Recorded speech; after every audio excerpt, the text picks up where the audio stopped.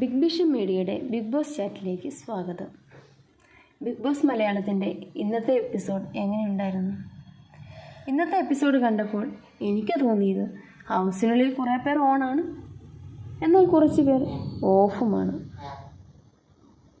ഇന്ന് രാവിലെ നടന്ന മേക്കപ്പ് ഇഷ്യൂ ഉണ്ടല്ലോ, അതിൽ നിങ്ങൾക്ക് എന്താണ് തോന്നിയത്? ശൈത്യയുടെ കാര്യത്തിൽ വളരെ സെൽഫിഷായ ഒരു കണ്ടസ്റ്റൻ്റാണ് ശൈത്യ എന്ന് തോന്നിയില്ലേ? എനിക്കങ്ങനെ തോന്നി. അവരെ നോമിനേറ്റ് ചെയ്ത പലരും ആ ഇഷ്യൂ ചൂണ്ടിക്കാട്ടി തന്നെയാണ് അവരെ നോമിനേറ്റ് ചെയ്തത്.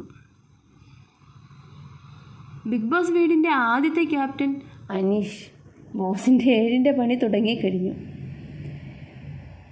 ടാസ്ക് ലെറ്റർ കൃത്യമായി വായിച്ച് അതനുസരിച്ച് പെരുമാറാൻ പോലും ബിഗ് ബോസ് 7ലെ കണ്ടസ്റ്റൻസിന് സാധിച്ചില്ല. 7ൻ്റെ പണി തന്നെ. എന്തായാലും അനീഷ് ഒറ്റപ്പെടൽ സ്ട്രാറ്റജി എടുക്കാനുള്ള ശ്രമം തുടങ്ങുന്നുണ്ട്.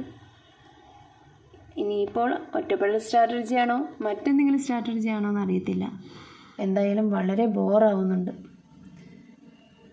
ബിഗ് ബോസ് മലയാളത്തിൻ്റെ ആദ്യത്തെ എലിമിനേഷനാണ് ഇന്ന് നടന്നത്. അതിലേക്ക് 8 വോട്ടുകളോടെ ശൈത്യ, 5 വോട്ടുകളോടെ മുൻഷി രജിത്ത്, 4 വോട്ടുകളോടെ രേണു, അന്നബിൻ, 3 വോട്ടുമായി ആര്യൻ, 2 വോട്ടുമായി അനു, ശാരിക എന്നിവരാണ് തിരഞ്ഞെടുക്കപ്പെട്ടത്. നോക്കാം ഈ ആഴ്ച ആര് വീഴുമെന്ന്. തലവേദന ഇഷ്യൂവിൽ ഒരുപാട് കാര്യങ്ങൾ മനസ്സിലാക്കാൻ പ്രേക്ഷകർക്ക് പറ്റി. രേണുവിൻ്റെയും ഷാനവാസിൻ്റെയും നാടകമാണെങ്കിലും അല്ലെങ്കിലും ക്യാപ്റ്റൻ എന്ന നിലയിൽ അനീഷ് തികഞ്ഞ പരാജയമാണെന്ന് തെളിയിക്കുന്നതായിരുന്നു ആ ഇഷ്യൂ. ഒരു ക്യാപ്റ്റൻ ഹൗസ്മേറ്റ്സിനോട് എല്ലാവരോടും ഈക്വലായി ഒരുപോലെ പെരുമാറേണ്ടതാണ് എന്നതുപോലും 5 വർഷം പഠിച്ച് ബിഗ് ബോസിൽ വന്ന അനീഷിന് മനസ്സിലാക്കാൻ സാധിച്ചില്ല.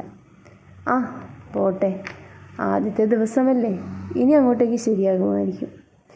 രേണുസുതി ബിഗ് ബോസിൽ പോയത് കളിക്കാൻ തന്നെയാണെന്നാണ് മനസ്സിലാക്കുന്നത്. എപ്പിസോഡായിരുന്നു ഇന്ന്. നെഗറ്റീവാണെങ്കിലും പോസിറ്റീവാണെങ്കിലും എന്തെങ്കിലുമൊക്കെ കണ്ടൻറ്റുകൾ കൊടുത്ത് പ്രേക്ഷകരുടെ മൈൻഡിൽ സ്റ്റിക്ക് ഓൺ ചെയ്യാൻ പുള്ളിക്കാരിക്ക് സാധിക്കുന്നുണ്ട്.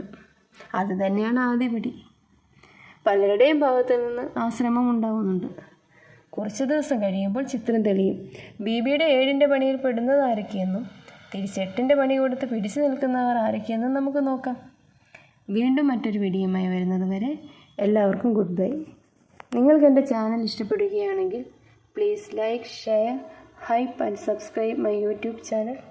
Thank you.